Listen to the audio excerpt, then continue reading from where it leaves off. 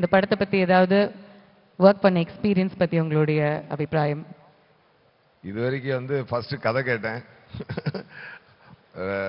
Jayam Ravi sir தான் கூப்பிட்டு, ஜெயம் ரவி மோகன் சார் தான் கூப்பிட்டு இதை ஒரு தடவை கேட்டுருங்க அப்படின்னு சொல்லி சொன்னார். நான் கார்த்திக் சார் வந்தார்.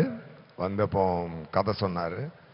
கதை கேட்டதுமே எனக்கு ரொம்ப பிடிச்சிருச்சு. என்ன ஒரு நல்ல விஷயம் அப்படின்னு சொல்லி சொன்னால், இன்னைக்கு டே டு டே எல்லாரும் வந்து கோத்ரூ பண்ணுற ஒரு விஷயம், அது வந்து சந்தோஷமான ஒரு ப்ரெசன்டேஷனில் இருக்கும். ஏன்னா இப்போ வர படங்களில் மெயினாக மிஸ் ஆகுறது எதுன்னு கேட்டிங்கன்னா, ஒரு குடும்பத்தோட சந்தோஷமாக பார்க்குற ஒரு லவ்லியான, ஒரு காமெடியான, ஒரு எமோஷனலான ஒரு ட்ரிப் ஒன்று இருக்கும் இல்லையா, அதை வந்து இன்னைக்கு வந்து சினிமா ரொம்ப மிஸ் பண்ணிக்கிட்டு இருக்குது. ஆனால் அப்படிப்பட்ட அந்த ஜேன்ரால ஒரு கதை வந்தது ஒன்று எனக்கு ரொம்ப ஹாப்பி ஆயிடுச்சு. அந்த ப்ரோ கோட் அப்படின்ற ஒரு விஷயம் வந்து உங்கள் எல்லாரையும் ரொம்ப சந்தோஷப்படுத்தும். It's out and out entertainer.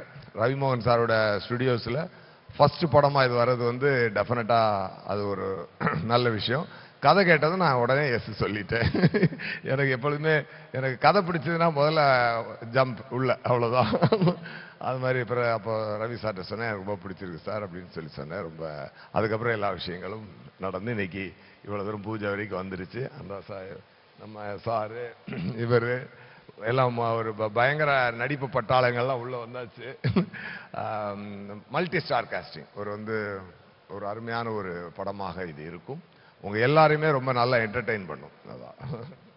Fantastic. அதே மாதிரி எல்லா பின்கோட்லயும் இந்த ப்ரோ கோட் வந்து போய் ஹிட் ஆகணும் அப்படின்னு தான் எங்களுடைய வாழ்த்துக்கள் உங்களுக்கு.